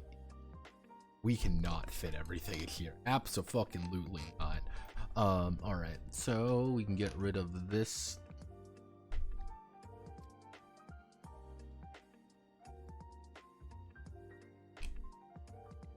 I need to rewrite this entire section up here. We're just going to casually ignore that section, okay? Don't forget broken bones too. And is blunt and lethal would be more of Lance's HP structure system, or is blunt like shield and lethal is health? Or damage types target health type. Yeah.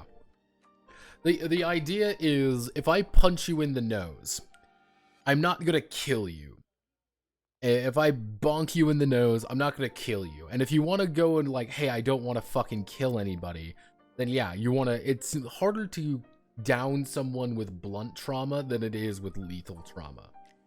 That's you walking up to someone, punching you in the face. You're going to be unconscious on the ground, but you'll live, kind of thing. But mind you, if I punch you and you go on the ground unconscious and I climb on top of you and just start beating your fucking face into the fucking pavement, yeah, you're not gonna survive that. I'm gonna kill you. However, if I come up to you and shoot you with a gun in your I'm gonna, throw your fucking body in a fucking vat of acid and wear your face like a stupid party mask, then yeah, no, you're gonna be dead. And that, and guns make noise. Killing people is. I don't want to incentivize you to kill people, because killing people is scary. Killing people is dangerous. Killing people leaves blood. It leaves bullet casings. It's a general of a fucking. The fucking nightmare. It's not really like shields versus health. It's more like this is more difficult to take down. But health is a lot more. If you really need someone dead, like if you really need someone out of the way, then do it. But also, if you want someone to go away, find a way to kill them or find a way to get rid of them that may not be immediately obvious. If you see a guard standing by a fucking, by a fucking, overhang or something, smoking a cigarette, shove them off. Just roll up and just push them off. And when they crash down and break their neck, it's not your fault. You will cause no problems. Now, mind you, if you push them off a banister into a crowd of people, then yeah, that's going to be a little bit messy. You also end up with things of how do you do something if it's an assassination mission? You need to kill someone. It forces the deal with targets in a stealthy manner and often which is some.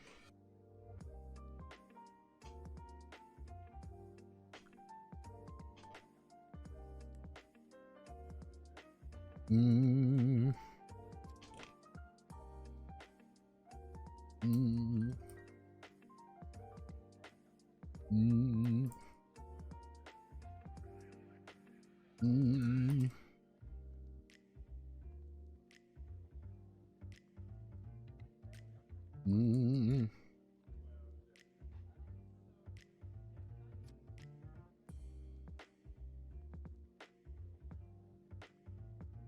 Mm.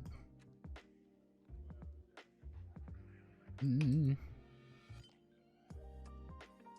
Mm. To the struggle. To the struggle. To the struggle. To their struggle. Agents may use stealth takedowns to silently eliminate.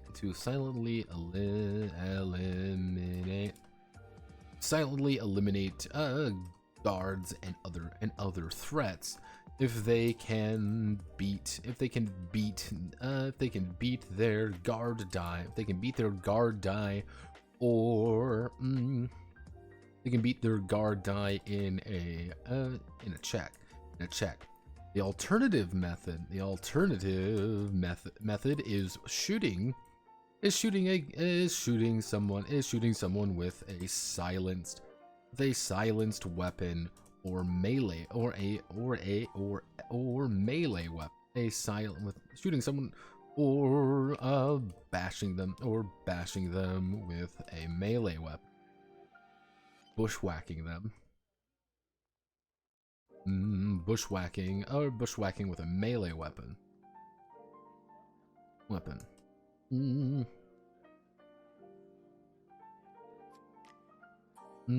Bushwhacking with a melee weapon. Any of these attacks are any attack performed from stealth or the target being unaware. Performed on a unaware target grants plus 3 steps.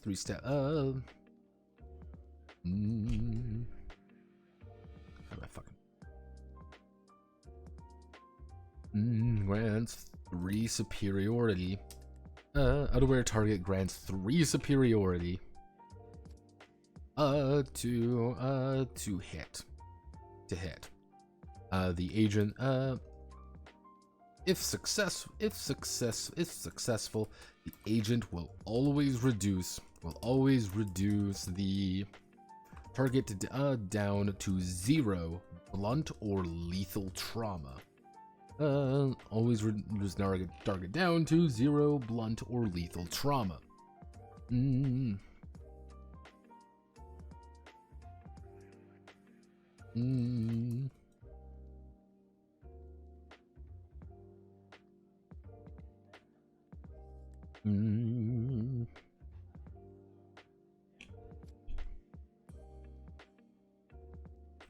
Agents do not consider the tick cost of actions while hiding, acting during the tick time as they would for any other action outside of combat. However, if the guards are alerted, or the alarm starts blaring, they will instead ambush the target. They'll instead ambush the targets after their initial attacks are resolved.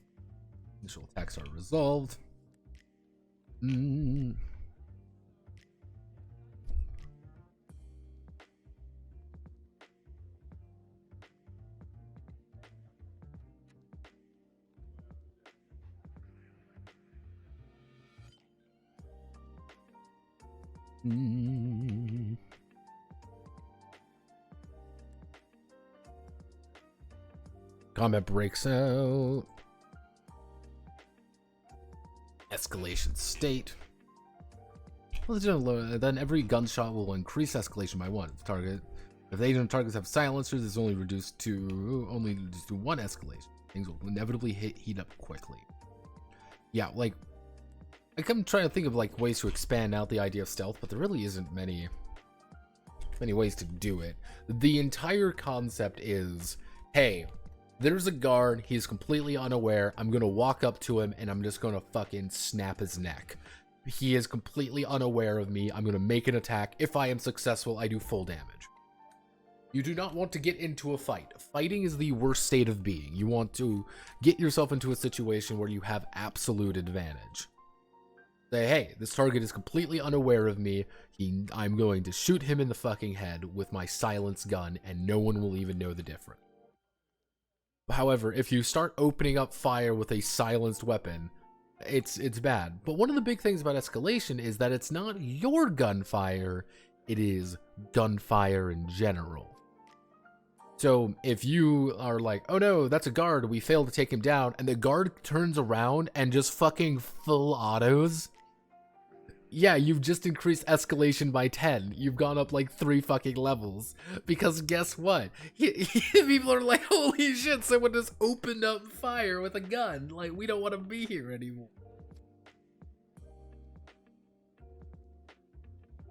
And yeah, that's kind of the idea. Like, being in a fight is it is not a failure state. It is a very complicated state. That's kind of the idea. So, all right, we're doing pretty good actually. We've made good time. We are in a good place, roughly speaking. Generally speaking, I might take out some things. We'll probably do a Notepad Must Die on Friday. Finish up the rest of these because there are quite a few of them, in fact. I need to find a way to do SD better. What did I miss? We went through the entirety of Caps combat. We went through a bunch of things. I was actually going to end it here, actually. I know only about a 2-hour thing, but I actually thought this was going to be a lot longer. But where we are right now, I work on this at, like, what I need to do is I need to fix SD. SD is a weird nightmare thing, and I like SD, but SD is also bad. If we work on things properly on Friday, the goal is we're going to fix up what we can here. Then we're going to fix up firearms a little bit, and then we're going to fix up kind of like how the guns in general kind of work. Armor should be fine. I'm generally thinking armor is fine. Maybe not the best, but work. Outside of that, gadgets is going to be the big thing. I need to expand gadgets out quite a bit. But those are mostly... the idea of gadgets getting expanded out is mostly going to be down to the fact of there are going to be very mundane whiskey gadgets, and there are going to be martini gadgets. If you want a whiskey gadget, it's a sledgehammer. You stat out frog suits. Oh god, frog suits. Like... it's kind of like the idea of, like, here's a sledgehammer, I'm going to swing my sledgehammer, and I'm going to break something. That's what it does. It breaks shit. It does nothing else. That's its goal. It's a big fucking sledgehammer. Or, hey, but you can also do things like kind of more martini ones, or like, here are Orwell glasses, which is just like, yeah, you get a free heads-up display, effectively. It's like, cool. That's the idea of a gadget. Like, I think expanding gadgets out a little bit to make them a little bit more unique, give agents a little bit more like, hey, we're bringing in some more wacky tools to do wacky agent stuff. If you're playing that kind of game. Yeah, this is my spy watch with a sleep gas and a laser in it. That's a martini. That's kind of a martini gadget.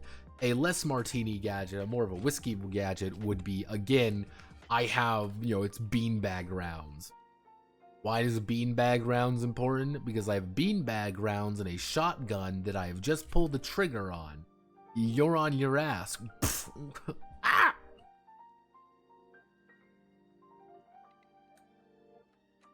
Oh no!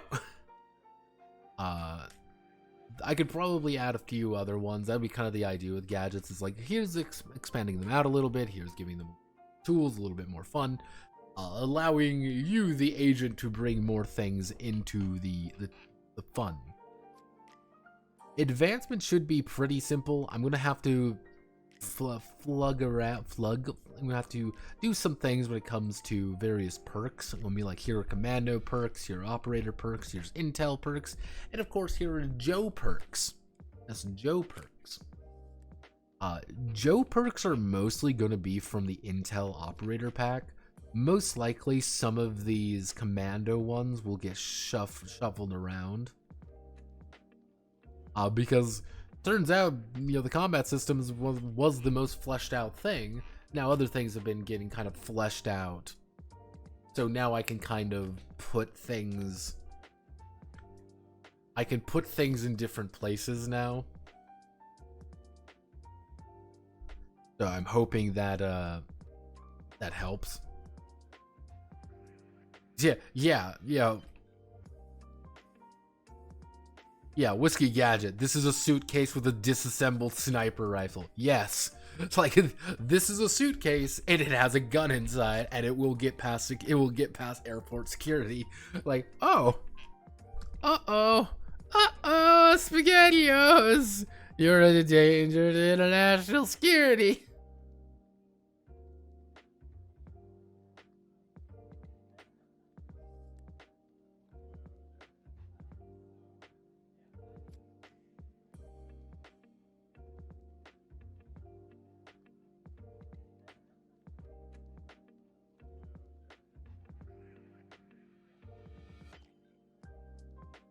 Oh, goodness.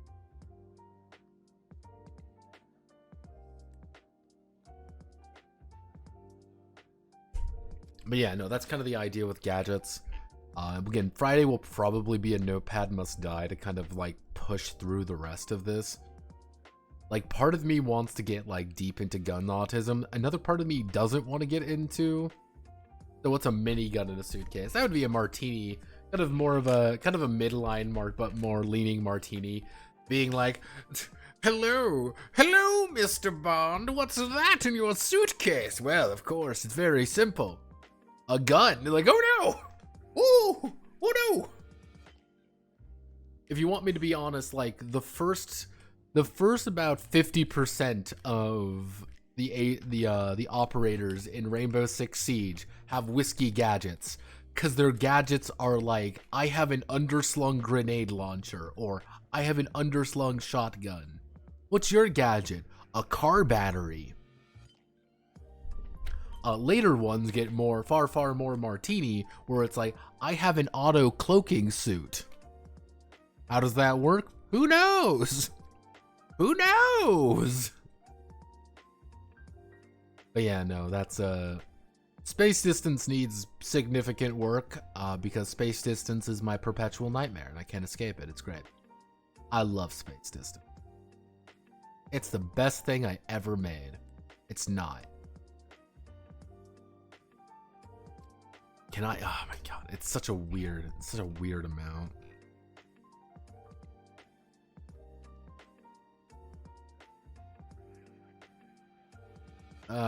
What? There we go. I get that. Unconventional disguises. I'm going to put a big image right there. I got to talk about kind of more martini. A vodka gadget. You kind of get, yeah, it's kind of like that. The main dynamic is whiskey and martini. Whiskey is far more grounded, and this makes a lot more sense. There's a little bit of fantasticalness to it, but it's as fantastical as, fucking Jason Bourne. Like, it's very much, this is vaguely realistic, but maybe there's like one thing that's a little bit goofy. Like, there's a little bit wacky going on. Martini is, here's my laser watch. I need to stop Baron von Evilstein from detonating a nuclear bomb over London because we oppose the terrorists over, yeah. I deliberately want to keep things very vague when it comes to movement and things like that. Like, there's a part of me that wants to just drop any notion of actual, like, distance, even. And it's just, You are close to them, you are far away from them. They are just very, very abstract, because it's not really supposed to be like a really hardcore combat game. Now, mind you, for Aces, Ace Squad Combat Evolved, the entire concept of that game was literally a 5-foot movement, not even 5-foot movement, like 1.5 meter movement, tick combat, 1 square, 1 tick, and it's like clearing a house is a tense affair. You move through this little fucking house, and it's very tense, it's very quick, because guess what? There's a guy with an AK somewhere in this house, and you don't know where. So it's like, what do you do? How do we do this? And there's like 4 of you with like tricked out operator bullshit going on. Aces has never really got too far, because the problem with Aces is that I don't know how to approach it. Because on one hand, I want to do like it's a modern military thing, and it's like, yeah, you have to deal with the modern military bullshit. It's you are a guy in the middle of a war and have fun. Another part of me is obviously like, that's a terrible fucking idea, and you should never do that. So it's kind of been kind of in that weird state of being. I've been waiting for caps to get updated to kind of create a Squad Combat Evolved. So that's kind of a waiting game. See if there's actually even any interest into that anymore. If anything, I might just redo the entire thing and just kind of work from ground zero on it. I've got a few ideas.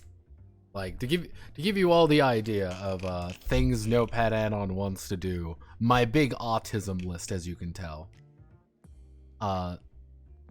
Action Squad Combat Evolved. That's been up here for a while. Like, I just haven't really figured out how to do it just the way I want to.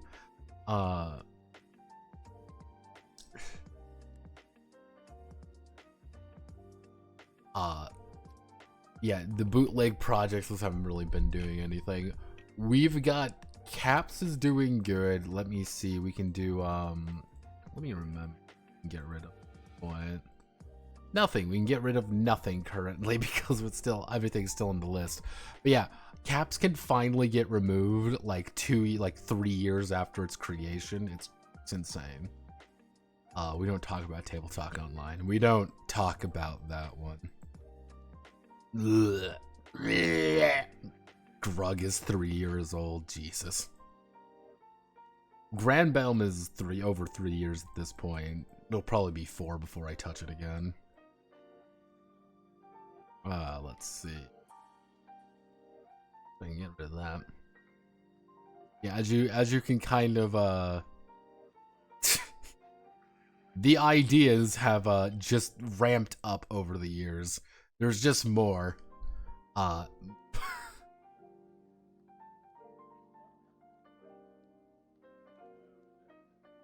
It feels like it could be a war game of some kind. Aces isn't a reskin Gia. No, Aces was legitimately supposed to be a hardcore tactical bullshit. Table Talk Online. Okay, I'm gonna give you all the brief on Table Talk Online, because Table Talk Online is one of those games that I'm not super happy with, and I need to do like an extensive rework of the entire mess. It has been a long time, by the way. I don't even remember which one's the real fucking version anymore. Because the full title of Table Talk Online is How I Got Transported to Another World That's Actually a Fictional MMO with Video Game Mechanics in a Fantasy Setting, but also a tabletop gameplay with dice, a few players, and a game master. Table Talk Online. Notepad will be fixing this soon.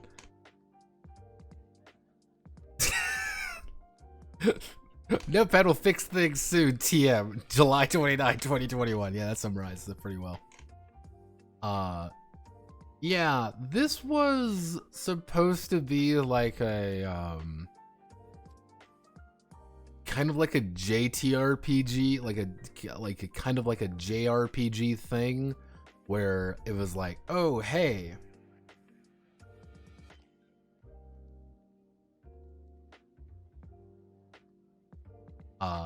As you can kind of see, like, The entire idea was how do you create a isekai anime RPG?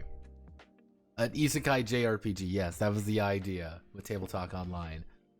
Table Talk Online proved to be just a lot of shit, though. Just a lot of shit. And not a good shit either. As you can tell, it's 78 pages. And this is like...